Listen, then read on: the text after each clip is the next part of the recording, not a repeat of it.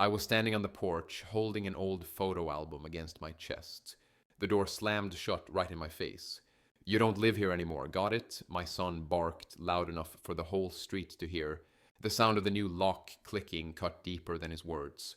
Behind me, the neighbor's dog started barking. Somebody laughed from across the yard. I could even smell the fried bacon drifting from Mrs. Carter's kitchen next door, and it made the moment feel like some cruel joke. My suitcase, with half of my clothes sticking out, lay in the dirt by the steps. A shirt I wore to my wife's funeral slipped halfway out, collecting dust. That was my life, dumped like garbage. "Michael," I whispered, my throat dry, "you can't be serious."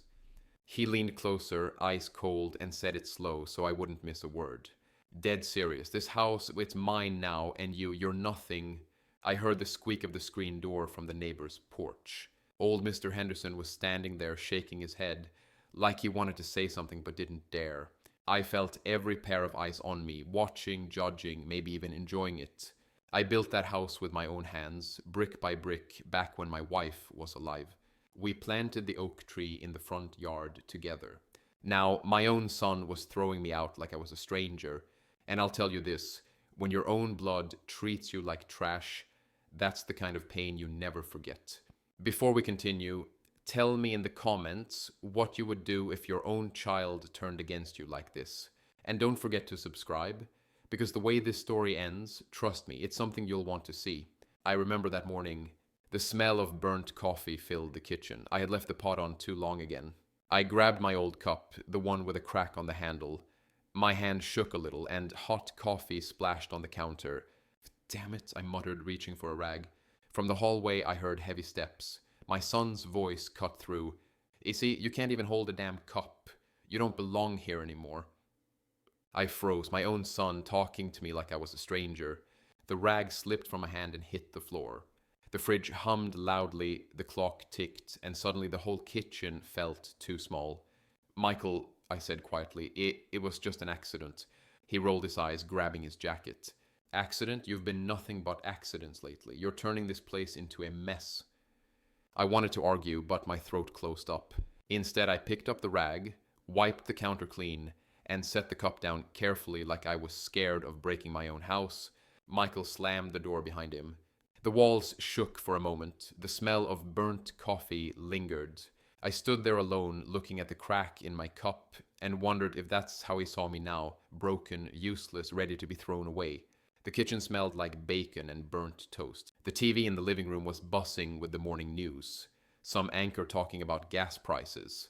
I sat down at the table with my plate. The eggs were rubbery, but I didn't complain. Sarah, my son's wife, glanced at me with that look again. "Jonathan, you're dripping coffee on the floor. Can't you at least use a napkin?" I looked down. A small drop had fallen near my shoe. I reached for a paper towel right away. "Sorry," I said. She sighed loud enough for the neighbors to hear, even though we were the only ones in the room. Across the table, Michael smirked.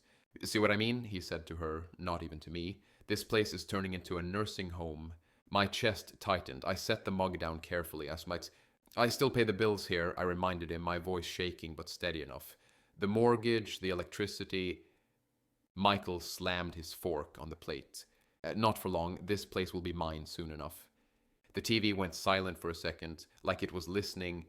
I stared at the bacon on my plate, suddenly cold, and realized they weren't just talking. They were planning.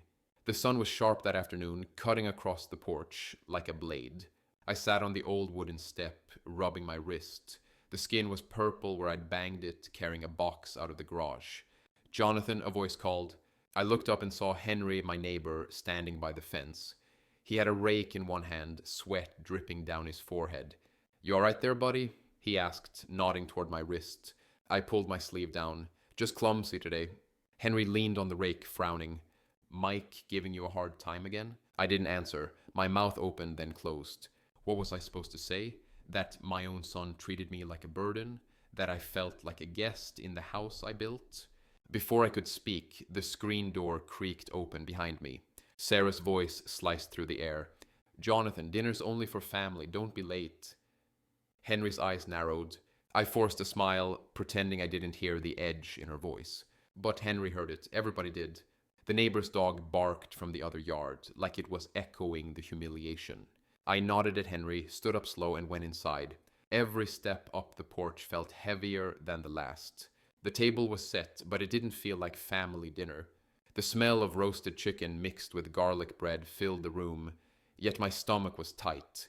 I tried to tell a story, one I'd told a dozen times before, about how I met their mother at a county fair. Halfway through, Sarah cut me off. "We've heard this one before," she said, rolling her eyes. Michael laughed with his mouth full. The knife in my hand felt heavier. I set it down carefully on the plate. "Dad," Michael said, leaning back in his chair, "don't you think it's time you considered moving out? Maybe a retirement place, somewhere with people your own age." The words landed harder than any slap. I looked around the table. Sarah smirked into her glass of wine. The TV in the background hummed, the news anchor talking about oil prices like it was mocking me. I clenched my fist under the table, nails biting into my palm. I didn't say a word. Out of the corner of my eye, I saw them exchange a look. Sarah nudged a stack of papers toward Michael. Property documents, mortgage statements, something they didn't want me to see. I swallowed hard. The chicken on my plate was untouched, already cold. For the first time, I knew this wasn't about accidents or coffee on the floor. They were planning something, and I was the obstacle. It was late afternoon when I came back from the store. The sun was low, orange light spilling across the yard. I carried 2 grocery bags, my hands shaking a little from the weight. When I reached the front door, my key didn't fit. I twisted it once, twice, nothing. The lock had been changed. "Michael?" I knocked, my voice catching in my throat. The door swung open. My son stood there, arms crossed, Sarah behind him with that smile she wore when she'd already won. "What's going on?" I asked, holding up the bags. Michael smirked. "What's going on is you don't live here anymore. Lacey, we decided it's better this way." The grocery bag slipped from my hand. Apples rolled across the porch, bouncing down the steps. The neighbor across the street paused with his dog, staring. "Michael," I whispered, "this is my house. I built it." "Correction," Sarah cut in. "It's ours now. You're just old news." The screen door creaked behind them. My chest burned, but no words came out. I bent to pick up the apples, my knees stiff, while Michael shut the door in my face. The sound of that lock clicking shut again. That was the sound of betrayal. Later that night I came back. The porch light was on, throwing a pale circle on the steps. There it was. A suitcase, my suitcase, dumped on the ground like trash. I picked it up. The zipper was half open. A shirt hung out, the one I wore when I buried my wife. Dust clung to it. The door opened just a crack. Michael's voice came through, sharp and final. "You need to get out, Dad. Don't make this harder." I stepped closer. "Where am I supposed to go?" "That's your problem. You should have thought about that before. From now on, this is our house, not yours." The door slammed shut again. The porch light flickered, then buzzed, like even the bulb was tired of me. Behind me I heard whispers, neighbors standing on their porches, watching. I felt the shame burn hotter than the night air. I gripped the handle of the suitcase and walked down the steps. Every step echoed like thunder in my ears. With each one, I felt the weight of 30 years gone. By the time I reached the street, I wasn't a father anymore. I was just a man with nowhere to go. I slept in Henry's spare room that didn't really belong to anyone. The bed squeaked if I breathed wrong. The air smelled like dust and lemon cleaner, the kind that burns your nose for a second and then turns into nothing. The wall clock ticked too loud. Tick, tick. Every second felt like it was pushing me out of the room. I kept my suitcase by the door, still half unzipped. A sleeve of my black shirt hung over the edge like it was reaching for the floor. I didn't put anything in the dresser. I didn't want the dresser to know me. Through the thin window, I could see my yard across the fence, my oak tree, the one we planted when Linda was pregnant. A porch light glowed there, not mine anymore. The bulb buzzed like a lazy bee. Henry knocked once, then stuck his head in without making it awkward. "You need anything, John?" "I'm fine," I lied. "You sure?" "Yeah." He nodded and disappeared, leaving the smell of his laundry soap behind. The door stayed half open, like even it didn't trust me to stay. I sat on the edge of the bed and counted the breaths until my chest stopped hurting. On the nightstand, there was a coaster with a ring stain and a hairline crack running through it. I put my glasses on it and watched them wobble, like they were thinking about falling. I tried to pray and couldn't find the words. Instead, I talked to the room. I built that house, I told the blank wall, with my hands, with these stupid hands that shake now. The AC kicked on and coughed once before it settled. Somewhere, a TV mumbled through a wall, a game show audience clapping at nothing. I poured water from the pitcher Henry had left me. The plastic cup smelled like a cupboard. The water was warm. I got up, then sat down again because I didn't know what to do with standing. I opened the suitcase, found the photo album, and then shut it right away. Not yet. I wasn't ready to see myself happy. I walked to the window. The screen was a little bent in one corner. It made the night look torn. Across the yard, a shape moved, but probably Sarah, turning off lights like she owned the dark. I felt my jaw lock. I tried to unclench. Didn't work. My phone buzzed on the bed. A bank notification. Payment received. Mortgage, my name still on it. I laughed once, dry and empty, paying for the roof that pushed me out into the heat. I heard Henry in the kitchen clink a spoon against a mug. I walked out slow, not wanting the floor to complain. He was stirring something, instant cocoa, I think. The sweet smell, too soft for a grown man at night. He slid a mug toward me without a speech. Can't sleep? Does it show? Only in your shoulders, he said. We stood there with the fridge humming. The light inside turned on and off as if it had something to say and kept changing its mind. I always thought, I said, that if I did right by him, he'd remember. Henry looked at the steam rising from the mug. Kids forget the price of things they didn't buy. I nodded. The cocoa tasted like childhood and disappointment. Back in the room, I sat on the floor with my back to the bed, like a man who arrived late to his own life. I opened the photo album. The plastic pages stuck for a second, and then let go with a soft hiss. There was Linda in a sun hat, laughing at something I'd said and forgot. There was Michael at 7, missing a front tooth, holding up a crooked birdhouse we built together. I touched the photo and felt nothing but plastic and the ache behind it. Was there a moment when the rope slipped? Or was it 1,000 small snips I didn't feel until I fell? I remembered the time I worked 14 hours and still came home to fix his bike chain. He couldn't get his fingers clean. I cleaned them with dish soap and a smile, because that's what fathers do. I remembered the night Linda coughed too long and Michael slept through it, and I sat on the bathroom floor counting pills. I remembered carrying both of them in my head all day like a heavy box I didn't want to set down. The clock kept arguing with the room. Tick, tick, tick. I lay down and stared at the ceiling. A water stain had dried there in the shape of Texas. Somewhere a dog barked twice and then quit. A train horn dragged across the edge of town and left a stripe on the night. I thought about knocking on my own door and asking please. I thought about writing a list of everything I'd paid for and sliding it under the mat like an invoice for love. I thought about walking until the road forgot me. My eyes burned. I wiped them with the heel of my hand and pretended it was sweat. You can break a man quiet. No shouting, no hitting. You just move a little thing out of his reach every day until he stops reaching. I clicked the lamp off and the room folded in. The mattress sighed under my weight like it had opinions. I put the photo album back in the suitcase, zipped it all the way, and set it upright, ready, as if I might leave in the middle of the night to go nowhere. The phone buzzed again. A text from an unknown number. We'll pick up the papers tomorrow. Wrong person, maybe, or not. I stared at the words until they blurred into black weather. I didn't answer. The battery icon turned red in the corner, like a small, stubborn wound. I listened to the house settling, to Henry coughing, to my own breath finding a place to live. Across the fence, the porch light finally went out. The darkness over there looked heavier than ours.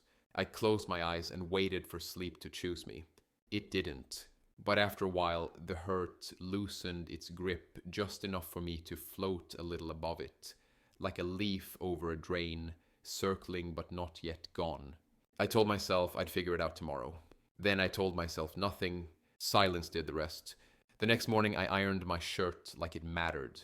The fabric smelled of old starch. The iron hissed at me, and I pressed every wrinkle twice.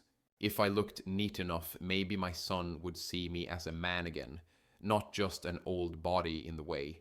I walked across the yard with my heart banging like a loose gate. The grass was wet, my shoes squeaked.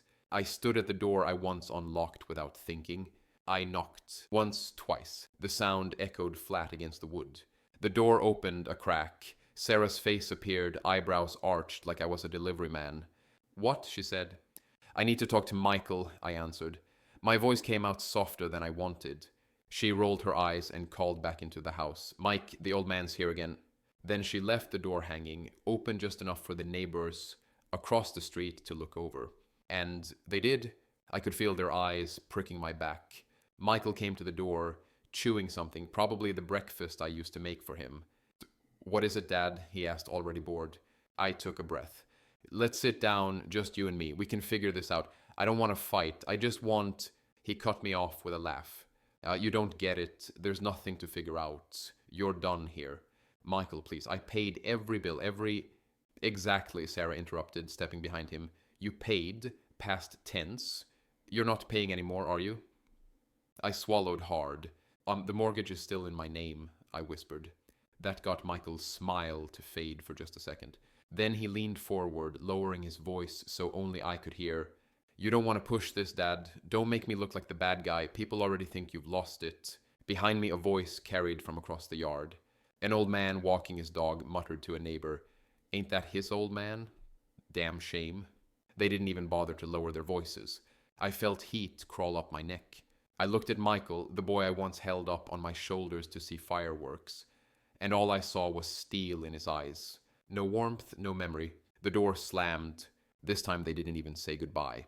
I stood there on the porch for a full minute, staring at the wood grain of the door like it might give me answers. Nothing came, just the sound of Sarah laughing inside. The porch creaked under my weight as I sat down with a cup of coffee that had already gone cold. It tasted bitter, like metal and ashes, but I drank it anyway. The night was thick. Crickets buzzed. A dog barked 2 houses down and then stopped like it remembered something. The streetlight flickered, painting the sidewalk in broken stripes. I leaned back, looking at the oak tree in the yard that wasn't mine anymore. The branches swayed like they didn't care who owned them. I thought of Linda. Her laugh when she overwatered the flowers and flooded the porch. Her hair pinned up messy while she painted the kitchen. She used to say, "Home is where you're loved, John, not just where you sleep." And now I was sleeping in someone else's spare room, in a house that smelled like lemon cleaner and pity. I closed my eyes and saw Michael at 10 years old, standing in the driveway with his first bike. The chain had slipped. He was crying, grease all over his little hands. I fixed it that night after a 12-hour shift. He went to bed smiling. I went to bed with sore fingers but happy. Where did that boy go? The train horn wailed in the distance. It dragged across the night sky like a blade. I felt it inside me, pulling something loose. My hands trembled. I pressed them together, trying to stop the shake, but it only made it worse. I whispered into the dark, "What did I do wrong?" No answer. Just the hum of a fridge from Henry's kitchen behind me. I thought about walking, just picking a direction and going until my legs gave out.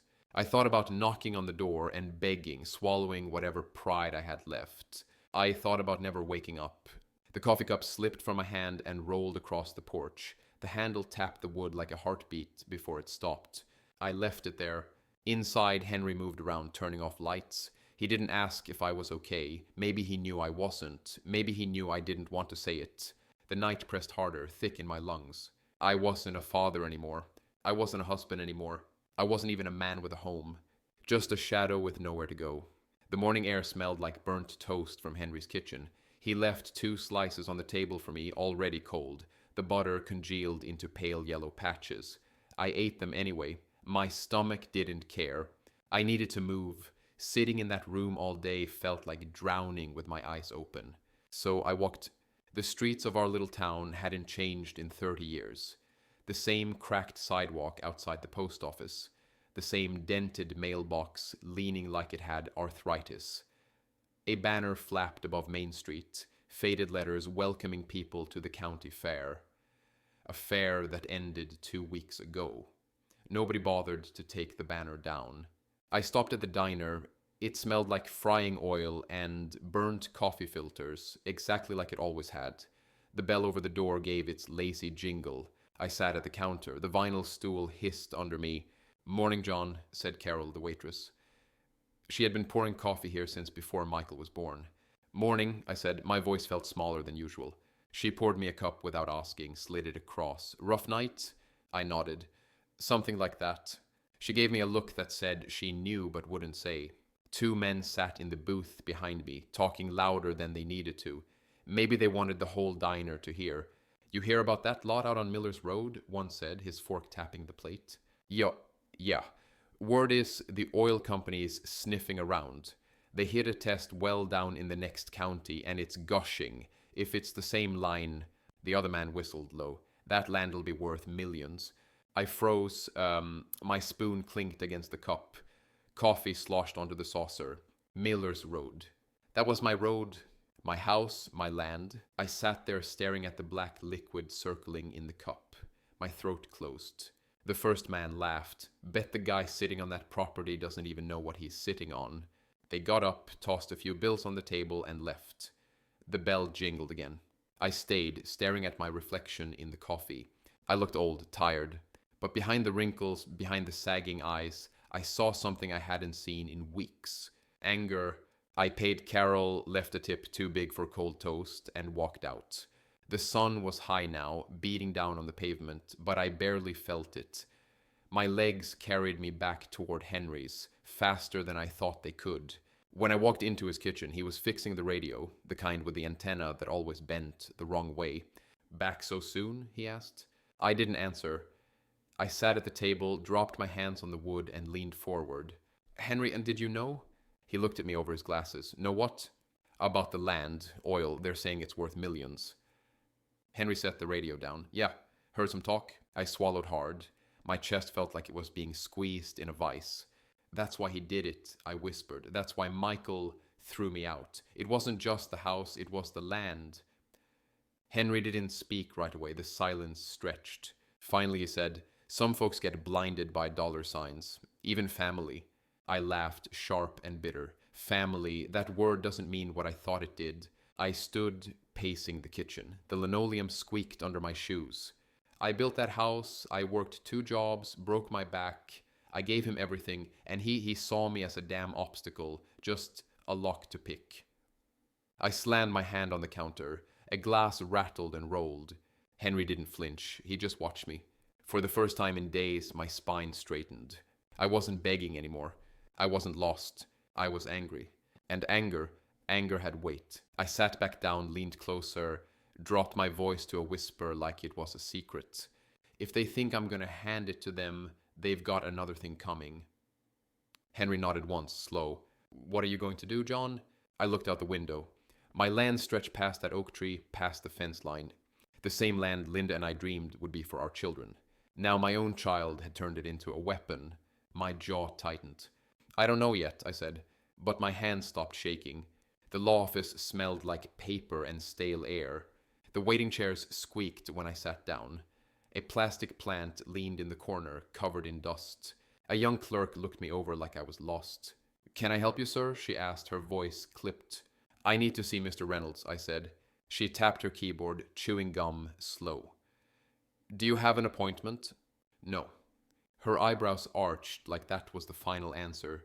I leaned forward, resting both hands on the counter. You tell him Jonathan Miller is here. He'll know the name. The land on Miller's Road. Her chewing stopped. She glanced at the phone, then back at me. One moment, she said, and disappeared behind a frosted glass door. The hallway clock ticked, sharp and loud. When the door opened, Reynolds walked out. His hair was grayer than last time I saw him, his tie crooked. John, he said, half surprised. It's been years. I stood, shook his hand firm. I need to talk privately. He led me into his office. Books lined the shelves, thick and untouched. The blinds were half open, stripes of light cutting across the desk. I dropped a folder on the wood. Receipts, mortgage slips, deeds. Every bill I'd paid for 30 years. Reynolds flipped through, adjusting his glasses. You still have the title, he murmured. You're all in your name. They never transferred it. Exactly, I said. My voice came out steady. They threw me out, but they forgot one thing. That house, that land, it's still mine. He looked at me long, then leaned back in his chair. What do you want to do, John? I felt my jaw tighten. I want options. I want every legal way to remind them whose name is on the paper. The old clock on his wall ticked again. For the first time in weeks, I wasn't begging. I was planning. I called Michael late in the afternoon. The phone felt heavy in my hand, screen cracked in one corner. Son, I said, letting my voice sound older, weaker. Maybe, maybe we should talk about the papers. There was silence. I heard Sarah laughing in the background, music playing too loud. Then Michael's voice, sharp. You finally came around? I let the pause stretch like I was unsure. Maybe. He told me to come by. The driveway had his new truck in it. Shiny, polished, parked right where I used to park Linda's old station wagon. My boots crunched on the gravel louder than I wanted them to. Sarah opened the door before I could knock. She leaned on the frame, arms crossed, red nails glinting. Well, look who crawled back, she said, her smile sharp. I just want to talk, I muttered. She stepped aside with a fake sweetness. Then come talk. Inside, the smell of fresh paint and lemon cleaner hit me. They'd scrubbed every corner, erased me from the walls. Even the family photos were gone. On the kitchen table lay a folder. My chair was missing. In its place, a high chrome bar stool. Cold. Michael came in chewing, his sleeves rolled up like he was already the man of the house. He tapped the folder. Transfer of deed, nice and simple. You sign, and we can all move on. I opened it slowly. The paper smelled of toner, the edges still warm like it just came out of a printer. My name, Jonathan Miller, stared back at me on every line. Dad, Michael said, leaning in, just sign here. We'll make sure you're taken care of. Retirement homes aren't that bad. Sarah snorted. They've got bingo nights, perfect for you. I let the silence hang, then closed the folder gently. Maybe tomorrow, I said.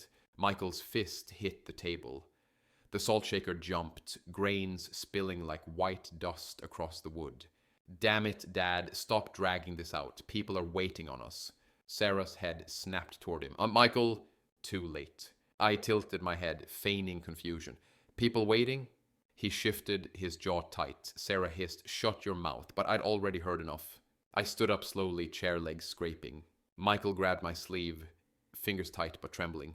You owe me this, he spat, after everything I did for you. I looked at his hand, then at him. My voice was calm, flat. You think buying you sneakers at 12 was a debt I never paid back? He let go, startled at my tone. On the porch, the screen door squeaked, then slammed behind me. My phone buzzed. A message blinked on the cracked screen. When will your father sign? Oil company won't wait forever. I saved it, tucked the phone into my pocket. From inside, Sarah's voice hissed, sharp as glass. You weren't supposed to say anything yet. Michael barked back. He's old. He won't figure it out. I stood there in the dusk, the porch light buzzing above me, and for the first time in weeks, I smiled. Henry was pushing his mower across the lawn when I walked over, folder tucked under my arm. The machine rattled, spitting grass, until he noticed me standing by the fence. He killed the engine, and the sudden silence rang in my ears. You look like hell, John, he said, wiping his forehead with the back of his hand. I need to talk, I answered. My voice came out steady, though my chest was tight. He studied my face, then nodded. Come inside. His kitchen smelled like coffee grounds, oil from the garage, and something sweet Margaret had baked. A pie sat cooling on the counter, steam still rising. Margaret was at the table with her crossword, glasses perched low. She glanced up when we walked in. What's going on? She asked, pencil still in her hand. I set the folder on the table, spread the papers out, receipts, deeds, tax slips. This, I said, is my land, still mine. They threw me out, but they forgot one thing. They never took the name off the deed. Henry slid his glasses higher, bent over the papers. His lips moved silently as he read. Margaret frowned. John, you shouldn't be digging yourself deeper into family business. That house, it's your son's future. I looked her straight in the eye. Family doesn't lock you out of your own door. They don't laugh while you stand outside with a suitcase. Her pencil froze mid-word. The clock on the wall ticked, loud and uneven. Henry leaned back, folding his arms. What are you asking me? I reached into my pocket and pulled out a $1 bill. It was crisp, like it had been waiting for this day. I laid it flat on the table. The green looked bright under the kitchen light. I want you to buy it, all of it. House, land, mineral rights, for this. Margaret gasped. John, that's madness. Henry didn't move right away. His hand hovered near the bill but didn't touch it. His eyes searched my face like he was trying to see if I'd lost my mind. You're serious? I nodded once. Dead serious. He looked down at the dollar. The silence stretched. The fridge hummed outside. A dog barked twice and then quit. Finally he said, if I take this, you're finished with that place. No going back. I was finished the second they slammed the door on me, I said. Margaret's voice rose sharp. John, think about Michael. He's your blood. I turned to her, my voice low, shaking but hard. Blood doesn't mean anything when it turns cold.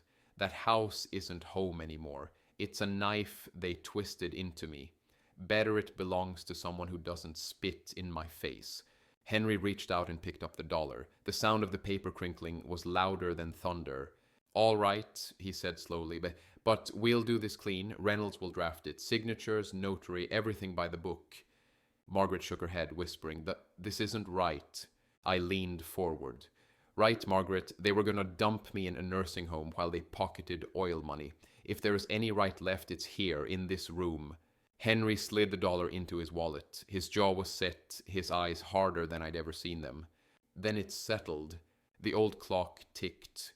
Margaret stared at me, her crossword forgotten. The pie on the counter had stopped steaming, the smell of apples thick in the air. I exhaled for the first time all day. My hands finally felt steady. Reynolds' office smelled of ink and furniture polish. The blinds rattled softly with the hum of the AC, throwing stripes of light across his heavy desk. A stack of untouched law journals sat crooked on the shelf, their spines gathering dust.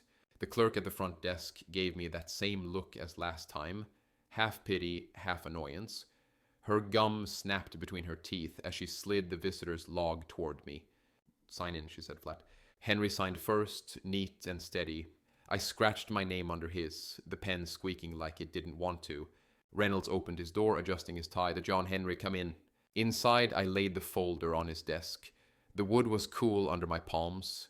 My fingers left faint sweat prints. Reynolds adjusted his glasses, flipping the papers. He tapped one with his pen. You're transferring the entire property. House, land, mineral rights. You understand once this is filed, you have no legal claim left? I understand, I said. My throat was dry, but my voice didn't waver. Henry glanced at me. John, last chance to back out. I shook my head. No backing out. Not this time. Reynolds slid the dollar across the desk like it was the strangest transaction of his career. Payment received, unorthodox, but valid. The notary entered, a young woman in a navy suit. She set her stamp down with a heavy thud, pulled out her ledger. Sign here and here. The pen scratched my name crawling across the page in shaky letters. When the stamp hit the paper, the sound was louder than it should have been, like a gavel, final. We stepped out into the hallway. The clerk was watching us, her nails tapping the desk. She gave a little smirk, whispering to a colleague as we passed. Let her smirk, I thought. She'd be the one to file the papers that ruined Michael's perfect little kingdom. That evening, Henry poured us coffee in his kitchen. The smell rich and sharp. The radio on the counter buzzed with static until he smacked it, and a country song leaked through. I sat at the table with the signed deed spread out, the ink still drying. My phone buzzed, a reminder from the bank. I dialed. The hold music was tinny, scratchy. I stared at the wood grain of Henry's table while it played. Finally, a voice. Bank services, how can I help you? I'd like to cancel an automatic mortgage payment, I said. Account number? She asked briskly. I read it off. Her voice brightened when she confirmed. Are you sure you want to cancel, Mr. Miller? Yes, I said, positive. Next call, the insurance company. The rep on the line had a cheerful tone. We can offer you a renewal at a discount. No renewal, I cut in. Pause. Are you certain? Yes. My voice was flat. When I hung up, Henry was staring at me over his mug. You just cut every safety line they had, he said. Good, I replied. Later that night, I sat alone on Henry's porch. The crickets sang, the wood creaked under my chair. Across the fence, my house glowed warm, Sarah's laughter spilling into the dark. I took out the folded copy of the deed, held it up to the porch light. The paper glowed faint yellow, the ink sharp.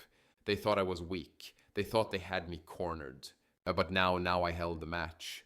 I woke up before the sun and put on the shirt Margaret ironed the night before. The fabric was too stiff, the collar pinched, good, let it feel like armor. Henry tapped the door frame with his knuckles. You ready? As I'll ever be, I said, sliding the envelope into my inside pocket. The paper crackled like a secret. His old Ford smelled like dust and pine air freshener.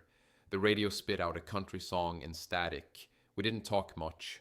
The town rolled by, closed barber shop, the diner sign flickering, a kid on a bike with a baseball glove hanging off the handlebar. By the time we turned onto my street, the heat already had teeth. The driveway was full.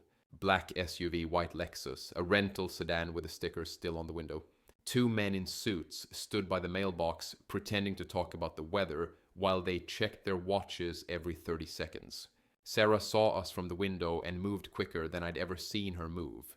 The door swung open before I made the steps. Perfume, lemon cleaner, and burned coffee hit me in the face all at once. You're on time, she said, like it offended her. Her eyes slid to Henry. What's he doing here? He drove us, I answered, and he's with me. Her mouth did a hard little smile that didn't reach anything in her face. Fine, don't touch anything. Inside, the air conditioner hummed like a big cold bee. They'd set the living room like a showroom, staging flowers on the sideboard, a tray of pastries, 3 pens lined on a folder like silver bullets. My chair, the one that used to creak under me, was gone. In its place, a chrome stool, new, shiny, unforgiving. Michael stepped out from the kitchen wearing a blazer that didn't fit his shoulders. He grinned too wide and clapped his hands once like he was calling a team into a huddle. Dad, he said like the word meant something, like let's make today easy. A tall woman in a charcoal suit offered her hand. Rebecca Bennett, Rockland Energy. Her handshake was dry, quick, already moving on. Next to her, a man with a legal pad nodded. Thomas Doyle, counsel. Behind them, a younger guy balanced a laptop on one knee, printer cable snake coiling to a portable machine on the floor. It whirred out clean sheets that smelled like warm plastic. Mr. Miller, Bennett said, glancing from me to Michael like she was drawing a straight line. We appreciate you agreeing to wrap this up. Timing is important. It always is, I said. Sarah thrust a glass at me. Water? Whiskey if you got it, Henry muttered. She looked him up and down. We're keeping this professional. Imagine that, he said. Bennett sat. Everyone followed. Michael took the head of the table like he owned the air above it. Sarah perched at his right, legs crossed, heel clicking against the rung, with a sharp little metronome that started to get on my nerves. Doyle slid a stack of papers toward me with a fresh pen on top. We have the purchase agreement here, contingent upon the owner's signature. We'll file the mineral rights transfer with the county this afternoon. Owner, I repeated, tasting the word. Yes, he said, patient like a teacher. The current deed shows your name, Mr. Miller. Once you sign the conveyance, we're clear. Michael leaned in, elbow on the table. You see? Simple. One signature and this nightmare is over. He said it like he'd been the one losing sleep. The portable printer coughed again. The young guy, Jason, his badge said, gathered the hot pages, fanning them. Sweat darkened the collar of his shirt in a neat half moon. The room smelled like toner and tension. Bennett folded her hands. There is one small item. County records have a processing delay. We'll need to confirm the title chain after signing. Our title officer is on standby. Michael waved a hand. It's fine. It's his signature we need. He's here. Dad, stop stalling and... Michael, Sarah hissed, but he didn't look at her. The clock over the mantel ticked too loud for an expensive clock. I could hear the refrigerator cycle on, a long shudder in the kitchen. Outside, a lawnmower started somewhere down the block, the sound thinning as it turned the corner. I set my hands on the table, felt the grain under my fingertips. Before we start, I said, I want to be sure we all understand each other. Bennett smiled like people always said something like that right before they did what she wanted. Of course, I built this house like I said. That oak out front, we planted it the year Michael lost his first tooth. I paid for the roof. I paid when the well pump died. I paid when the heater coughed out. I paid with my back and my hands and my time. Doyle cleared his throat, polite but restless. We do need to keep this to the documents. We will, I said. but I wanted to hear it out loud once. Michael slapped the table lightly, a fake laugh in his mouth. Dad loves a speech. Can we not? Bennett cut him a look that shut him up for half a second. Mr. Miller, we respect your history here. Today is about ensuring you're comfortable with the transfer. Comfortable? Henry repeated under his breath, like it was a joke in a language only he spoke. Sarah twisted her wedding band, metal scratching metal. Sign it, she whispered, not to me exactly, more to the room. Doyle placed a yellow tab where he wanted my signature. Here, then initial here, and here. His pen clicked. The prongs of the folder glinted under the ceiling light. I didn't pick up the pen. I reached into my jacket instead. The envelope rasped as I slid it out and set it gently next to the purchase agreement. Michael's eyes snapped to it like a dog hearing a bag of treats. What's that? He asked too fast. Paper, I said. You like paper? He snorted. Very funny. He didn't laugh. Bennett glanced at the envelope, then at my face. Professionals know when something is about to happen. She shifted in her chair. Doyle's thumb tapped his legal pad once, twice. The printer fell quiet, like even it was listening. I didn't open the envelope, not yet. The room could sit with it for a minute. Mr. Miller, Bennett said evenly, we do have teams waiting on our call. Drilling windows are narrow. Can we proceed? You'll get your call, I said, one way or another. Sarah's heel kept clicking. Click, click, click. Michael unclipped a pen from his pocket, started tapping the cap against the table, plastic hitting wood in an impatient rhythm. Henry folded his arms and leaned back, the chair complaining under him. The front door opened without a knock, and two neighbors drifted in like smoke. Mrs. Carter from next door and Pete from 3 houses down. Sarah stood up, furious. Excuse me, what are you...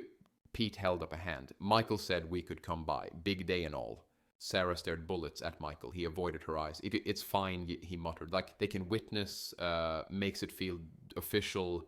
Mrs. Carter set down a plate of still warm cookies on the side table, as if that made it a church social. The room got smaller. Bennett glanced at the neighbors, recalculated the optics, pasted the same smile back on. All the better, transparency. I slid the envelope closer to the center of the table and rested my palm on it. Before any signatures, I said, yo, I'd like to put something on the record. Michael blew out a breath, laugh turning to a snarl. For God's sake, Sarah whispered, do it now, Michael. Like I make him sign. Bennett raised a finger without looking at them. Let him speak. The AC clicked off. The room warmed by a degree you could feel. I looked at my son. He looked back like a man already cashing checks in his head. I looked at the woman who wanted to carve up my land and write me out of the story. I looked at the neighbors who'd watched me carry shingles on my back and who'd watched me carry my suitcase to a stranger's spare room. I took a breath. The envelope was cool under my hand. All right, I said quietly. Here's how this is going to go. And I lifted the flap. The room froze as I slid out the document. Not the deed transfer they were expecting, but the notarized paper from Reynolds' office. Michael leaned forward, eyes wide. What the hell is that? I set it flat on the table. The notary stamp shone under the light. This, I said, is proof you've been barking up the wrong tree. The land, the house, everything. It isn't mine anymore. Sarah's smirk vanished. What are you talking about? Henry crossed his arms. Tell them, John. I looked straight at Michael. I sold it, every inch of it, yesterday. Bennett blinked. Oh, sold? To who? I pointed at Henry. As for $1, he's the owner now. For a second, the only sound was Sarah's heel stopping mid-click. Then Michael exploded. You sold our house to the damn neighbor? Mrs. Carter gasped, covering her mouth. Pete chuckled low, shaking his head. Doyle flipped through the paper, his face paling. This is valid, stamped, filed, it's done. Sarah's chair screeched back as she jumped up. You can't do this, we had a deal. I leaned back, calm. Number, you had a plan, I just ended it. Michael slammed his fist on the table. Yo, you ruined me. No, I said softly. You did that yourself.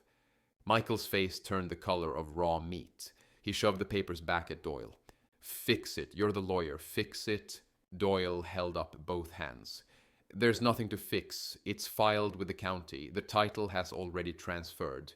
The property belongs to Mr. Thompson now. He nodded toward Henry. Henry pulled the folded copy from his breast pocket and laid it next to the oil company's pristine contracts. $1, he said quietly, and best deal I ever made. Sarah lunged forward, snatching the paper, eyes scanning frantically. This is fraud. This can't be real. Mrs. Carter's voice cut from the corner. I saw the notary's car at Reynolds yesterday. They did it legal. Sarah spun on her. Stay out of this, old woman. Pete chuckled, leaning against the wall. You should watch your mouth, Sarah. Whole street heard how you kicked John out with his suitcase. Folks don't forget. Michael's jaw flexed. He pointed at Pete. Get out of my house. Pete raised an eyebrow. Your house? News to me. The tension snapped when the door opened again. Sheriff Nolan stepped inside, hat in his hand. Got a call about a disturbance, he said, his eyes moving over the room. What's all this? Michael nearly tripped over himself getting to him. Like, Sheriff, you need to arrest him. He gave away our home. Nolan raised a hand. Slow down, paperwork? Doyle handed him both sets. Nolan scanned the notarized deed first, then the oil contract. His brows knit. Looks pretty clear. Property's no longer in Jonathan Miller's name. Belongs to Henry Thompson. Transfers clean. Michael's voice cracked. That's impossible. He can't just... He can, Nolan said firmly, and he did. Which means, son, you and your wife are now trespassing. Sarah gasped. Trespassing? This is our home. Henry's voice cut in, calm, solid. Not anymore. Michael lunged at me then, wild, spit flying. You old bastard, you destroyed me. Nolan stepped between us, pressing him back with one hand. That's enough. One more move and you'll spend the night in county lockup. Michael trembled, fists clenched, chest heaving. Sarah tugged at his sleeve, whispering frantic, Stop, just stop. Behind them, Bennett snapped her briefcase shut. We're done here. Rockland doesn't buy property it doesn't own. Good luck, Mr. Thompson. Her heels clicked hard on the floor as she strode out, her assistant scrambling behind her, printer cord dragging. The room seemed to sag without them. Michael collapsed into a chair, staring at nothing. Sarah's mascara had smudged, streaking down her face. She whispered like a ghost. It was supposed to be ours, all of it. I stood, straightened my collar. You threw me out for paper you never even owned. Now you've got nothing. Henry laid a hand on my shoulder. You've got me, John. That's enough. Nolan tipped his hat. You want me to give them time to clear out or handle it now? I met Michael's hollow eyes. Give them till sunset, I said. After that, they're just strangers breaking into a house they don't own. The sun was already dipping low when Nolan returned. The cruiser's lights painted red and blue against the front of the house, catching the nervous faces pressed against curtains up and down the block. Michael and Sarah were still inside, voices raised, boxes half-packed. The screen door swung open, slamming in the evening breeze. Time's up, Nolan said, his voice carried across the yard like a hammer. Michael stormed out first, a duffel bag slung over one shoulder. His blazer was gone, shirt untucked, sweat shining on his neck.